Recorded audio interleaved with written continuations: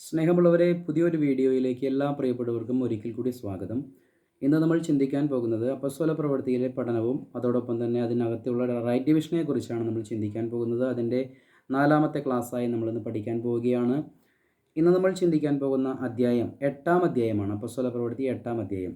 ഈ അധ്യായം പഠിക്കുമ്പോൾ ഒരു കാര്യം നമ്മൾ വ്യക്തമായി മനസ്സിലാക്കിയിരിക്കണം. നമുക്കറിയാം, കൃപയുടെ സുവിശേഷം വെളിപ്പെട്ടത് അപ്പോസ്തലനായ പൗലോസിലൂടെയാണ്. എന്നാൽ അപ്പോസ്തല പ്രവൃത്തി 8-ാം അധ്യായത്തിലേക്ക് വരുമ്പോൾ പൗലോസ് എന്ന് പറയുന്ന ഈ മനുഷ്യൻ്റെ പേര് നമുക്കവിടെ കാണാൻ സാധിക്കുന്നുണ്ട്. ശൗൽ എന്നുള്ളൊരു പേരിലാണ് അദ്ദേഹം അറിയപ്പെട്ടിരുന്നത്. അപ്പോൾ തന്നെ അപ്പോസ്തലനായ പൗലോസ് അല്ലെങ്കിൽ ശൗൽ എന്ന് പറയുന്ന ഈ വ്യക്തി കർത്താവിനെ തിരിച്ചറിയാതിരുന്നൊരു കാലഘട്ടത്തിലൂടെ കടന്നു പോകുന്നൊരു കാലഘട്ടമാണ് അപ്പോസ്തല പ്രവൃത്തി 8-ൽ നമുക്ക് കാണാൻ സാധിക്കുന്നത്. അപ്പോൾ തന്നെ അവിടെ കൃപയുടെ സുവിശേഷം വെളിപ്പെട്ടിട്ടില്ല, അല്ലെങ്കിൽ അവിടെ പ്രത്യേകമായിട്ട് കൃപായുഗത്തിൽ വെളിപ്പെടുത്തി തന്ന സുവിശേഷത്തിൽ ഉൾപ്പെട്ടിരിക്കുന്ന ഉപദേശങ്ങളൊന്നും തന്നെ അവിടെ രേഖപ്പെടുത്തി വെച്ചിട്ടില്ല. 8-ാം അധ്യായം തീർത്തും അപ്പോസ്തലനായ പൗലോസ് രക്ഷയുടെ അനുഭവത്തിലേക്ക് കടന്നു വരുന്നതിന് മുൻപുള്ള ചരിത്രമാണ്. അപ്പോൾ തന്നെ 8-ാം അധ്യായത്തിൽ പരാമർശിക്കപ്പെട്ടിരിക്കുന്ന കാര്യങ്ങളൊക്കെയും തന്നെ രാജ്യത്തിൻ്റെ സുവിശേഷത്തോടുള്ള ബന്ധത്തിൽ നടന്ന കാര്യങ്ങളാണ്. അല്ലെങ്കിൽ അവിടെ കാണുന്ന പല കാര്യങ്ങളും നമ്മൾ പരിശോധിക്കുമ്പോൾ കൃപായുഗ സുവിശേഷത്തിൽ അല്ലെങ്കിൽ സുവിശേഷം വെളിപ്പെടുന്നതിന് മുൻപുള്ള കാര്യങ്ങളാണ് അവിടെ പറഞ്ഞിരിക്കുന്നത് നമുക്ക് മനസ്സിലാക്കാൻ സാധിക്കും. ഒരു ഉദാഹരണമായി പറഞ്ഞു കഴിഞ്ഞാൽ, എത്യോപ്യക്കാരൻ ഷണ്ടൻ, അദ്ദേഹത്തിൻ്റെ സ്നാനം, അദ്ദേഹം അവിടെ സ്നാനപ്പെടുന്നതായിട്ട് നമുക്ക് കാണുന്നുണ്ട്. ജലസ്നാനം തന്നെയാണ് അവിടെ പെട്ടിരിക്കുന്നത് എന്നുള്ളത് നമുക്ക് മനസ്സിലാക്കാൻ സാധിക്കുന്നുണ്ട്. അതെല്ലാം കൃപായുഗ സുവിശേഷം വെളിപ്പെടുന്നതിന് മുൻപുള്ള രാജ്യത്തിൻ്റെ സുവിശേഷത്തിൽ രക്ഷയ്ക്ക് ആവശ്യമായ കാര്യങ്ങളായിരുന്നതുകൊണ്ട് അതെല്ലാം തന്നെ അതിൽ ഉൾപ്പെട്ടിട്ടുണ്ട്. നമുക്കതെല്ലാം ക്രമമായിട്ട് ചിന്തിക്കണം. അതുകൊണ്ടാണ് നമ്മളിതിനെ റൈറ്റ്ലി ഡിവൈഡ് എന്ന് പറഞ്ഞ് നമ്മളത് മനസ്സിലാക്കുകയും പഠിക്കുകയും ചെയ്യുന്നത്. 8-ാം അധ്യായത്തിൻ്റെ 1 മുതൽ 3 വരെയുള്ള വാക്യങ്ങൾ വായിക്കുമ്പോൾ അവിടെ നമുക്ക് കാണാൻ സാധിക്കുന്ന ഒരു കാര്യം, അപ്പോസ്തലനായ പൗലോസ് അല്ലെങ്കിൽ താൻ അപ്പോസ്തലനാകുന്നതിന് മുൻപ് സൗൾ സഭയെ പീഡിപ്പിക്കുന്ന ഒരു ചരിത്രമാണ്. ഇവിടെ പറയുകയാണ്, അവനെ കൊല ചെയ്തത് ശൗലിന് സമ്മതമായിരുന്നു. നമുക്കറിയാം, 7-ാം അധ്യായത്തിൽ സ്തേഫാനോസ് അബ്രാഹാം മുതൽ യേശുക്രിസ്തു വരെയുള്ള 2000 വർഷത്തെ ചരിത്രം ഓർപ്പിച്ചുകൊണ്ട് വാഗ്ദത്ത മശിഹയാണ് യേശുക്രിസ്തു എന്ന് തെളിയിച്ചവർക്ക് കൊടുത്തപ്പോൾ അവർ പല്ലുകടിച്ച് ആക്രോശിച്ചുകൊണ്ട് സ്തേഫാനോസിനെ കല്ലെറിഞ്ഞു കൊന്നു. അവൻ്റെ വസ്ത്രം സൂക്ഷിക്കുവാൻ വേണ്ടി ഒരു ബാല്യക്കാരൻ്റെ കയ്യിൽ കൊടുത്തു, ഒരു ചെറുപ്പക്കാരൻ്റെ കയ്യിൽ കൊടുത്തു. അത് പൗലോസായിരുന്നു അല്ലെങ്കിൽ ശൗലായിരുന്നു എന്നുള്ളത് നമുക്ക് മനസ്സിലാക്കാൻ സാധിച്ചു. സ്തേഫാനോസിനെ കൊന്നത് അത് പൗലോസിൻ്റെ ആഗ്രഹവും അങ്ങനെ തന്നെയായിരുന്നു. അല്ലെങ്കിൽ സ്തേഫാനോസിൻ്റെ വധം ശൗല് സമ്മതിച്ചു അല്ലെങ്കിൽ അത് അംഗീകരിച്ചു എന്നുള്ളതാണ് ഇവിടെ കാണുന്നത്. സ്തേഫാനോസിനെ കൊന്നത് ശൗൽ എന്ന് പറയുന്ന പൗലോസിന് വളരെ ഇഷ്ടപ്പെട്ടു എന്നുള്ളതാണ് നമുക്കിവിടെ വചനത്തിൽ കാണാൻ സാധിക്കുന്നത്. കാരണം എന്താ? അദ്ദേഹം കർത്താവിനെ തിരിച്ചറിയാത്തൊരു മനുഷ്യനായി ഒരു യഹൂദ മത തീവ്രവാദിയായി മുന്നോട്ട് പോകുന്ന ഒരു കാലഘട്ടത്തിലാണ് അപ്പോസ്തല പ്രവൃത്തി 8-ലെ ചരിത്രം നടക്കുന്നത്. അതുകൊണ്ട് തന്നെ അവിടെ കൃപയുടെ സുവിശേഷം വെളിപ്പെട്ടിട്ടില്ല എന്നുള്ളത് നമുക്ക് വളരെ വ്യക്തമായി മനസ്സിലാക്കിയിരിക്കണം. അതുകൊണ്ട് തന്നെ ഇതിൽ പറയുന്ന കാര്യങ്ങൾ ഒരു ഉപദേശമായി ഏറ്റെടുക്കാനല്ല, ചരിത്രങ്ങളെ മനസ്സിലാക്കിയിട്ട് ഇന്ന് ദൈവം നമുക്ക് നൽകിയിരിക്കുന്ന ആ സുവിശേഷത്തിലേക്ക് എത്തിപ്പെടുക എന്നുള്ളതാണ് നമ്മുടെ ലക്ഷ്യം. നമുക്ക് താഴേക്ക് വായിക്കാം. 8-ാം അധ്യായത്തിൻ്റെ 3-ാം വാക്യം. എന്നാൽ ശൗൽ വീട് തോറും ചെന്ന് പുരുഷന്മാരെയും സ്ത്രീകളെയും പിടിച്ചിഴച്ച് തടവിൽ ഏൽപ്പിച്ചുകൊണ്ട് സഭയെ മുടിച്ചു പോന്നു. കണ്ടില്ലേ? ശൗൽ എന്ന് പറയുന്ന യഹൂദ മത തീവ്രവാദിയായിരുന്ന യേശുക്രിസ്തുവിനെ തിരിച്ചറിയാതിരുന്നൊരു കാലഘട്ടത്തിൽ ഇദ്ദേഹം 12 പേരിലൂടെ ശുശ്രൂഷയിലൂടെ വിശ്വാസത്തിലേക്ക് കടന്നു വന്ന സഭയെ, അല്ലെങ്കിൽ കർത്താവിൻ്റെ മണവാട്ടി സഭയെ എന്ന് നമുക്ക് പറയാം, ആ സഭയെ പീഡിപ്പിച്ചു കൊണ്ടിരുന്ന ഒരു മനുഷ്യനായിരുന്നു ശൗൽ. അദ്ദേഹം ഭവനങ്ങളിൽ കയറി സ്ത്രീകളെയും പുരുഷന്മാരെയും പിടിച്ചഴച്ച് കൊണ്ടുവന്ന് പുറത്തേക്കിറക്കി കൈകാര്യം ചെയ്യുന്നൊരു മനുഷ്യനായിരുന്നു ഈ ശൗൽ എന്ന് പറയുന്ന മനുഷ്യൻ. അപ്പോൾ തന്നെ ഈ ഒരു വലിയ പീഡനം ഈ പൗലോസിൻ്റെ നേതൃത്വത്തിൽ അല്ലെങ്കിൽ ശൗലിൻ്റെ നേതൃത്വത്തിൽ ഉണ്ടായ വലിയൊരു പീഡനത്തെ തുടർന്ന് സഭ മുഴുവനും ചിതറിക്കപ്പെട്ടു. എന്ന് പറഞ്ഞാൽ അപ്പോസ്തലന്മാരൊഴികെ മറ്റുള്ള എല്ലാവരുമാണ് ചിതറിക്കപ്പെട്ടത്. 8-ാം അധ്യായത്തിൻ്റെ 1-ാം വാക്യത്തിൽ കാണുന്നുണ്ട്, അപ്പോസ്തലന്മാരൊഴികെ എല്ലാവരും യഹൂദ്യ ശമരിയ പ്രദേശങ്ങളിലേക്ക് ചിതറിപ്പോയി. അപ്പോൾ അപ്പോസ്തലന്മാരെ അങ്ങോട്ട് പോയി? അപ്പോസ്തലന്മാർ ജെറുസലേമിൽ തന്നെ ഇരിക്കുകയാണ്. എന്നാൽ തൻ്റെ കൂടെയുള്ള വിശ്വാസത്തിലേക്ക് കടന്നു വന്ന വിശ്വാസികളും അല്ലെങ്കിൽ മറ്റുള്ളവരും അടക്കം എല്ലാവരും ചിതറിക്കപ്പെട്ടു. അവരെല്ലാം വ്യത്യസ്തമായിട്ടുള്ള ഇടങ്ങളിലേക്ക് പോയി. അവിടെയാണ് അപ്പോസ്തലന്മാർ 12 പേരെ കൂടാതെ ഒരു 7 പേരെ തിരഞ്ഞെടുത്തതായിട്ട് നമുക്ക് അപ്പോസ്തല പ്രവൃത്തിയിൽ കാണാൻ കഴിയുന്നുണ്ട്. അതിൽ സ്തേഫാനോസ് അടക്കം ഇപ്പോഴിതാ ഫിലിപ്പോസ് എന്ന് പറയുന്നൊരു മനുഷ്യൻ, അദ്ദേഹം വളരെ അത്ഭുത പ്രവൃത്തികളും അടയാളങ്ങളൊക്കെ ചെയ്യുന്നുണ്ട്. ചിതറിപ്പോയവർ വചനം സുവിശേഷിച്ചുകൊണ്ട് അവിടെ ഇവിടെ സഞ്ചരിച്ചു. ഫിലിപ്പോസ് ശമരിയ പട്ടണങ്ങളിൽ ചെന്ന് അവരോട് ക്രിസ്തുവിനെ പ്രസംഗിച്ചു. ഫിലിപ്പോസ് ചെയ്ത അടയാളങ്ങളെ പുരുഷാരങ്ങൾ കേൾക്കുകയും കാണുകയും ചെയ്യുകയാൽ അവൻ പറയുന്നത് ഏക മനസ്സോടെ ശ്രദ്ധിച്ചുകൊണ്ടിരുന്നു. അശുദ്ധാത്മാക്കൾ ബാധിച്ച പലരിൽ നിന്നും അവ ഉറക്കെ നിലവിളിച്ചുകൊണ്ട് പുറപ്പെട്ടു. അനേകം പക്ഷപാതക്കാരും മുടന്തരും സൗഖ്യം പ്രാപിച്ചു. അങ്ങനെ ആ പട്ടണത്തിൽ വളരെ സന്തോഷമുണ്ടായപ്പോൾ ഏഴുവരിൽപ്പെട്ട ഒരുവനായ ഫിലിപ്പോസ് എന്ന് ഞാൻ മനസ്സിലാക്കുന്നു, അദ്ദേഹത്തിൻ്റെ കൈകളാൽ അല്ലെങ്കിൽ അദ്ദേഹത്തിൻ്റെ ശുശ്രൂഷയാൽ അനേകം അത്ഭുത പ്രവൃത്തികളും അടയാളങ്ങളും ഇവിടെ രോഗസൗഖ്യവും അല്ലെങ്കിൽ മറ്റുള്ള വളരെ വലിയ പ്രവൃത്തികൾ അപ്പോസ്തലന്മാരുടെ കൈകൾ വഴി ചെയ്തതായിട്ടുള്ള ചില പ്രവൃത്തികളെ പോലെയുള്ള പ്രവൃത്തികൾ ഇവിടെ ചെയ്യുകയാണ്. അപ്പോൾ തന്നെ താഴേക്ക് വരുമ്പോൾ അവിടെ ഒരു ആഭിചാരം ചെയ്തുകൊണ്ടിരുന്ന ഷീമോൻ എന്ന് പറയുന്ന ഒരു മനുഷ്യനും ഈ ഫിലിപ്പോസിൻ്റെ ശുശ്രൂഷകളൊക്കെ കണ്ടു കഴിഞ്ഞപ്പോൾ, സുവിശേഷമെല്ലാം കേട്ട് കഴിഞ്ഞപ്പോൾ, എന്നാൽ ദൈവരാജ്യത്തെയും യേശുക്രിസ്തുവിൻ്റെ നാമത്തെയും കുറിച്ചുള്ള സുവിശേഷം അറിയിക്കുന്ന ഫിലിപ്പോസിനെ അവർ വിശ്വസിച്ചപ്പോൾ പുരുഷന്മാരും സ്ത്രീകളും സ്നാനമേറ്റു. ഷീമോനും താൻ വിശ്വസിച്ച് സ്നാനമേറ്റ് ഫിലിപ്പോസിനോട് ചേർന്ന് നിന്നു. ഇവിടെ ഫിലിപ്പോസിൻ്റെ ഒരു പ്രവൃത്തിയാൽ വളരെ പേര് എന്ത് ചെയ്തു? വിശ്വാസത്തിലേക്ക് കടന്നു വന്നു. അപ്പോൾ ഈ ആഭിചാരം ചെയ്തുകൊണ്ടിരുന്ന ഈ ഷീമോനും ഇതൊരു വലിയ പ്രവൃത്തിയാണല്ലോ എന്ന് കരുതി വിശ്വസിച്ച് സ്നാനമേറ്റ് ഫിലിപ്പോസിനോട് കൂടെ ചേർന്ന് നിൽക്കുകയാണ്. എന്ന് പറഞ്ഞാൽ ജലസ്നാനം തന്നെയാണ് അവിടെ സ്വീകരിച്ചിട്ടുള്ളത്. അങ്ങനെ ഒരു വലിയൊരു പുരുഷാരം മുഴുവനും അങ്ങനെ രക്ഷയുടെ അനുഭവത്തിലേക്ക് കടന്നു വരികയാണ്. അപ്പോഴാണ് ഒരു സംഭവം സംഭവിക്കുന്നത്, വളരെ ശ്രദ്ധിക്കണം. അനന്തരം യെരുശലേമിലുള്ള അപ്പോസ്തലന്മാർ ശമര്യർ ദൈവവചനം കൈക്കൊണ്ടു എന്ന് കേട്ട് പത്രോസിനെയും യോഹന്നാനെയും അവരുടെ അടുക്കലേക്ക് അയച്ചു. അവർ ചെന്ന് അവർക്ക് പരിശുദ്ധാത്മാവ് ലഭിക്കേണ്ടതിന് അവർക്കായി പ്രാർത്ഥിച്ചു. അന്ന് വരെ അവരിൽ ആരുടെ മേലും ആത്മാവ് വന്നിരുന്നില്ല. അവർ കർത്താവായ യേശുവിൻ്റെ നാമത്തിൽ സ്നാനമേറ്റിരുന്നതേയുള്ളൂ.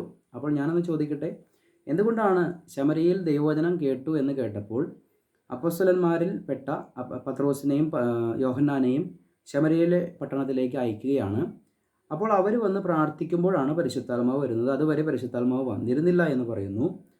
അങ്ങനെ യേശുവിൻ്റെ നാമത്തിൽ സ്നാനമേൽക്കുക മാത്രം ചെയ്തിരുന്ന ഈ ജനത്തിൻ്റെ മേൽ അവർ വന്ന് പ്രാർത്ഥിച്ച് കൈവയ്ക്കുമ്പോഴാണ് അവർക്ക് പരിശുദ്ധാത്മാവിനെ ലഭിക്കുന്നത്. എന്ന് പറഞ്ഞാൽ കഴിഞ്ഞ ക്ലാസ്സിൽ നമ്മൾ ചിന്തിച്ചു, അപ്പസ്തോലിക അധികാരങ്ങളെക്കുറിച്ച് നമ്മൾ പഠിച്ചു അല്ലേ? അപ്പസ്തലന്മാരായ 12 പേർക്ക് പ്രത്യേകമായ ചില അധികാരങ്ങൾ കൊടുത്തിട്ടുണ്ട്.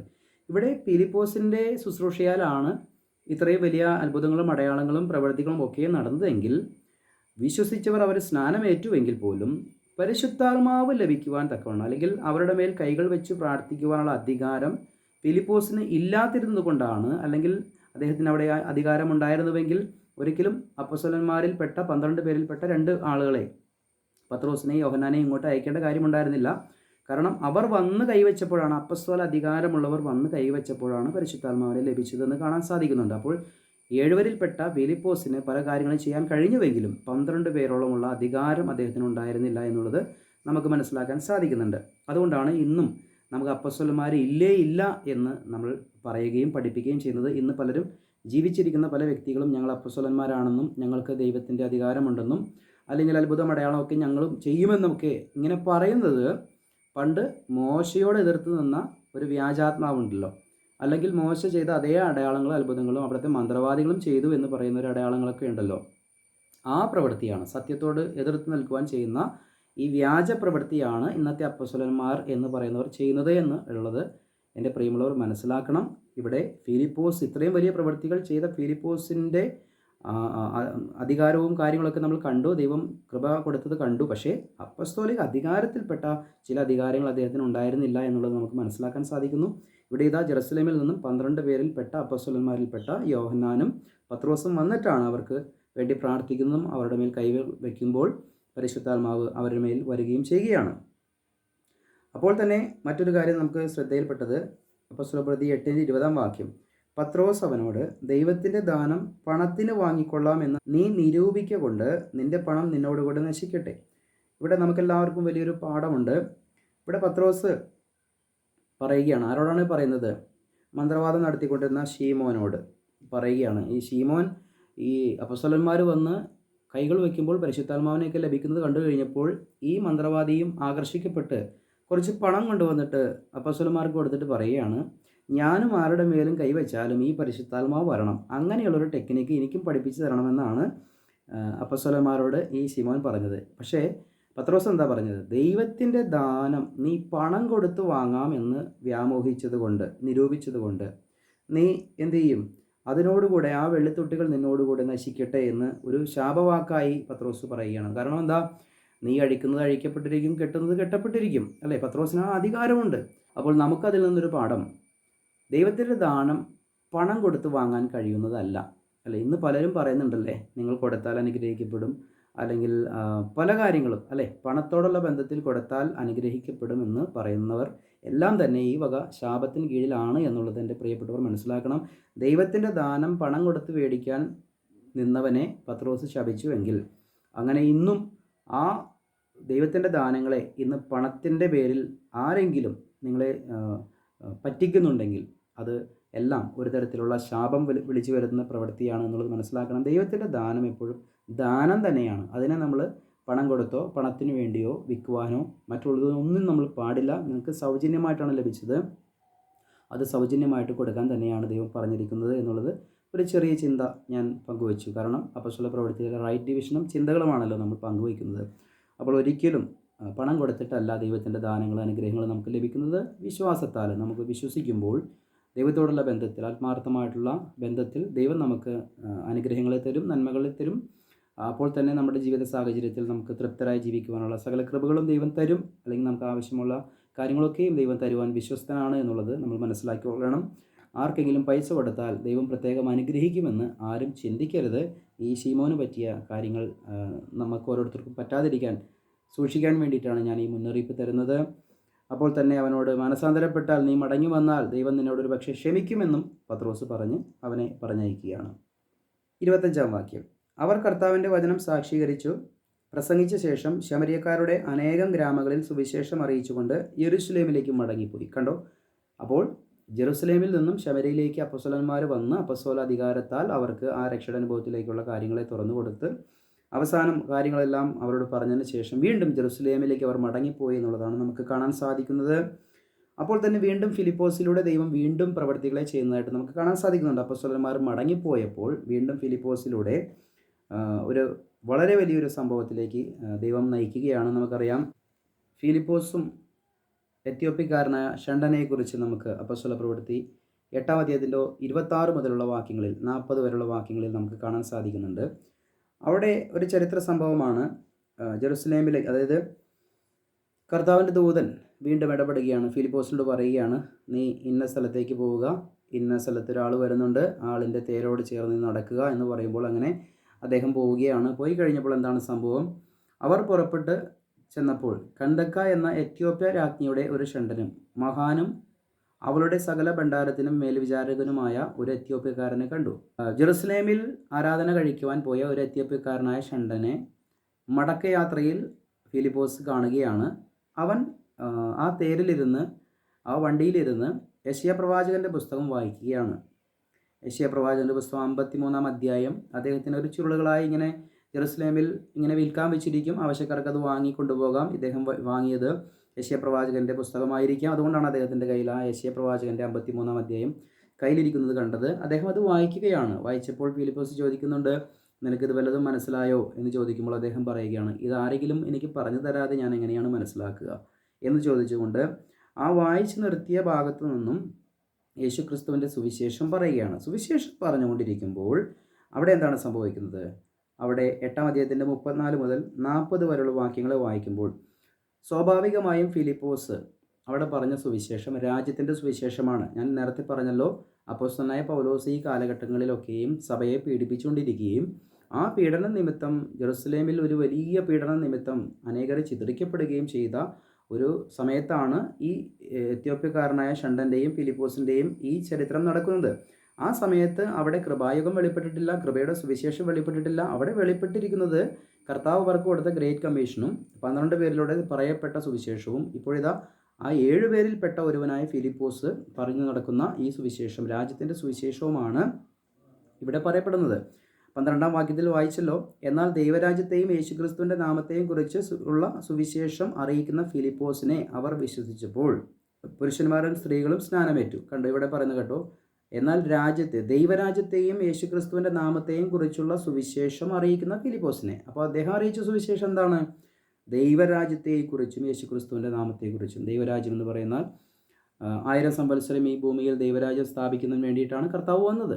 ആ ദൈവരാജ്യ സംബന്ധമായിട്ട്, ആ ദൈവരാജ്യത്തിലേക്ക് കടക്കുവാനുള്ള സുവിശേഷവുമായിട്ടാണ് കർത്താവ് വന്നതും ആ ശിഷ്യന്മാരെ ഭരമേൽപ്പിച്ചതും. ആ സുവിശേഷമാണ് ഇപ്പോൾ പറയപ്പെട്ടുകൊണ്ടിരിക്കുന്നത്. കാരണം ഈ സുവിശേഷം തിരസ്കരിച്ചപ്പോഴാണ് ദൈവം അനാദികാലം മുതലേ മറഞ്ഞിരുന്നൊരു മാർമിക സത്യം പൗലോസ് എന്ന് പറയുന്ന ഇപ്പോൾ മതതീവ്രവാദിയായി കൊല നിശ്വസിച്ചുകൊണ്ട് നടക്കുന്ന, അല്ലെങ്കിൽ കൊലപാതക ഭീഷണി മുഴക്കിക്കൊണ്ടിരിക്കുന്ന പൗലോസ്, അദ്ദേഹം ഈ കൃപയുടെ സുവിശേഷം വെളിപ്പെട്ടിട്ടില്ല, അദ്ദേഹം വിശ്വാസത്തിലേക്ക് വന്നിട്ടില്ല, അദ്ദേഹം ഈ മാർഗത്തെ നാമവിശേഷമാക്കുവാൻ ഇറങ്ങി തിരിച്ചിരിക്കുന്ന ഒരു കാലഘട്ടമാണ് എന്നുള്ളത് പ്രിയമുള്ളവർ മനസ്സിലാക്കണം. 8-ാം അധ്യായത്തിൻ്റെ 34-ാം വാക്യം. ഷണ്ടൻ ഫിലിപ്പോസിനോട്, ഇത് പ്രവാചകൻ ആരെക്കുറിച്ച് പറയുന്നു? തന്നെക്കുറിച്ചോ മറ്റൊരുത്തിനെക്കുറിച്ചോ എന്ന് പറഞ്ഞു.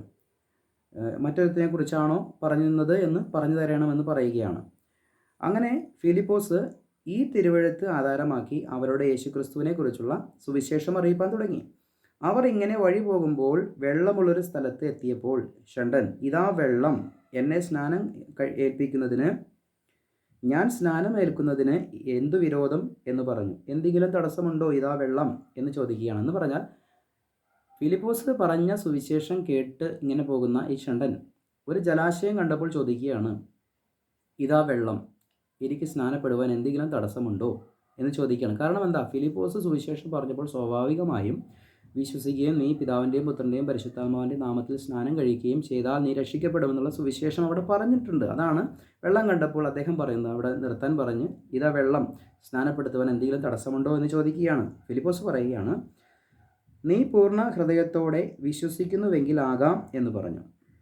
യേശു ദൈവപുത്രൻ എന്ന് ഞാൻ വിശ്വസിക്കുന്നു എന്ന് അവൻ ഉത്തരം പറഞ്ഞു.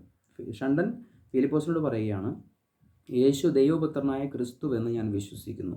അവിടെ വിശ്വസിക്കേണ്ടിയിരിക്കുന്ന കാര്യം യേശു ദൈവപുത്രനായ ക്രിസ്തു എന്നുള്ളതാണ്. ഇന്ന് നമ്മുടെ കൃപയുടെ സുവിശേഷത്തിലേക്ക് വരുമ്പോൾ നമുക്കറിയാം നമ്മൾ എന്തിലാണ് വിശ്വസിക്കുന്നത്.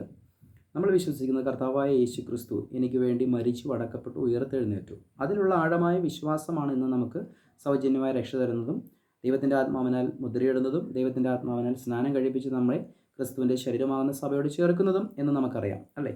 അപ്പോൾ വിശ്വാസങ്ങളിൽ തന്നെ വ്യത്യസ്തതകളുണ്ട് എന്നുള്ളത് നമുക്ക് മനസ്സിലാക്കാൻ സാധിക്കുന്നുണ്ട്. രാജ്യത്തിൻ്റെ സുവിശേഷത്തിൻ്റെ രക്ഷാമാർഗവും അപ്പോൾ തന്നെ അതിൽ നിർത്തൽ ചെയ്തിട്ട് അല്പമായി ഹോൾഡ് ചെയ്തിട്ട് തുറന്ന കൃപായുഗ സുവിശേഷത്തിലും അതിൻ്റെ രക്ഷയ്ക്കുള്ള മാർഗവും തമ്മിൽ വ്യത്യാസമുണ്ട് എന്നുള്ളത് നമുക്ക് മനസ്സിലാക്കാൻ സാധിക്കും. അപ്പോൾ എന്നാണ് ജലസ്നാനം വേണ്ടാതായത്?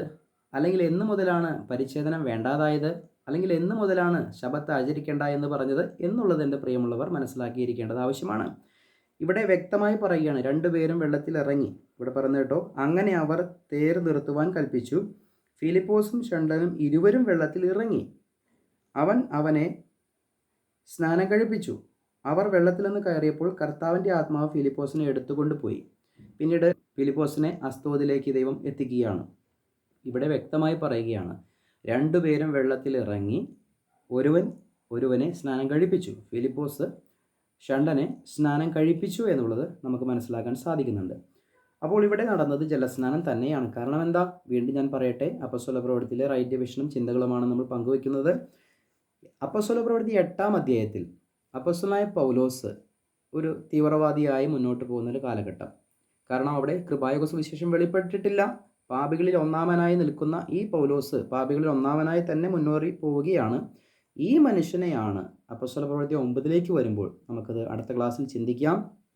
അവിടെ മുതൽ കാര്യങ്ങൾ മാറി മറയുകയാണ്. പ്രിയമുള്ളവരെ, ഞങ്ങളെപ്പോഴും പറയുന്നൊരു സുവിശേഷമുണ്ടല്ലോ, കൃപയുടെ സുവിശേഷം അല്ലെങ്കിൽ ക്രൂശിൻ്റെ വചനം.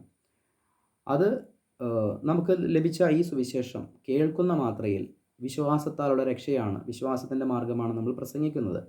അപ്പോൾ ഈ സുവിശേഷത്തിൽ അല്ലെങ്കിൽ കൃപയുടെ സുവിശേഷത്തിൽ വെളിപ്പെട്ടിരിക്കുന്ന പല സത്യങ്ങളും അപ്പോസ്തല പ്രവൃത്തി 8 വരെയുള്ള കാലഘട്ടങ്ങളിൽ അത് വെളിപ്പെട്ടിട്ടില്ല.